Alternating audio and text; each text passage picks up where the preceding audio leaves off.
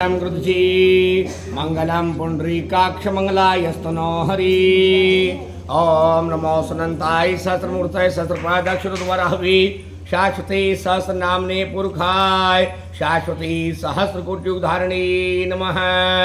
बोले श्री विष्णु भगवान की जय। राजा तो कहते हैं, हे नारद जी, वृषभानु राजा की पुत्री राधा सारी गोपिकाओं के अंदर भगवान कृष्ण की प्रेयसी क्यों बनी तथा कार्तिक मास के अंदर राधा जी की पूजा क्यों होती है। बड़े आश्चर्य की बात है, विस्तार से हम गोपाल जी को सुनना चाहते हैं। नारद जी कहते हैं कि पहले जन्म के अंदर प्राचीन बहिन नाम के राजा के द्वारा तैयार किया हुआ पांचाल देश के अंदर एक बहुत सुंदर विष्णु भगवान का देवालय था। उस मंदिर के अंदर विष्णु भगवान की एक मूर्ति बनाकर रही थी। करोड़ों कामदेव का सौंदर्य लिए हुए विष्णु भगवान उस मूर्ति के अंदर विराजमान थे।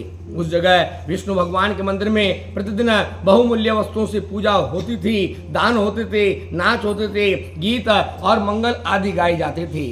देवताओं की स्त्रियों के बराबर सुंदर वहाँ एक बहुत अच्छा नृत्य करने वाली स्त्री भी खड़ी थी। उसके गीतों से मोहित हुए लोग निश्चल खड़े रहे। उस भगवान के पास में उसके नृत्य करने की बारी आती तो गांव खाली करके सारे मनुष्य उसका नृत्य देखने और गाना सुनने आ जाते थे। सारे पुरुषों को मोहित करके वह खूब पैसा कमाती थी। इस समय कार्तिक मास में प्रबोधिनी एकादशी तिथि में विष्णु भगवान की मूर्ति देखी।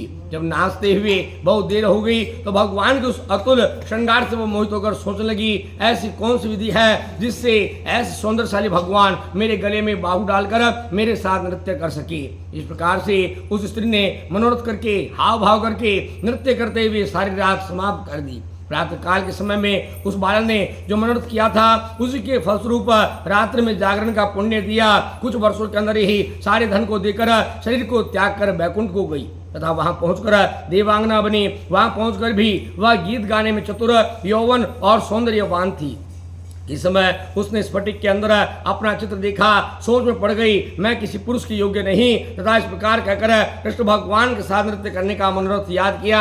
यह कहकर ब्रह्मचर्य व्रत करने लगी कि किसी को और पति नहीं बनाऊंगी। वह स्त्री का जिसका नाम चंद्रकीर्ति था, भगवान कृष्ण की मूर्ति में मन लग गया। वह कृष्ण कथाओं गाने लगी तथा प्रेम से उसका रोम रोम खिल उठता था। इतने में ही भार से पीड़ित भूमि ब्रह्मा की सेवा में आ गई। ब्रह्मा ने कृष्ण भगवान से विनती करी। श्री राम अवतार में बड़ा एक पत्नी का व्रत रहा। इस अवतार में देवताओं की स्त्रियां जन्म ले, उनके लिए कृष्ण भगवान अवतार लेने वाले हैं। ऐसे कृष्ण भगवान की क्रीड़ा के लिए देवताओं की स्त्रियों को ब्रह्मा ने हुक्म दिया कि बाल्यावस्था के अंदर ग्वालों की पुत्री होकर और युवावस्थाओं में राजाओं की पुत्रियां होकर देवांगना होकर भगवान को प्रसन्न करें।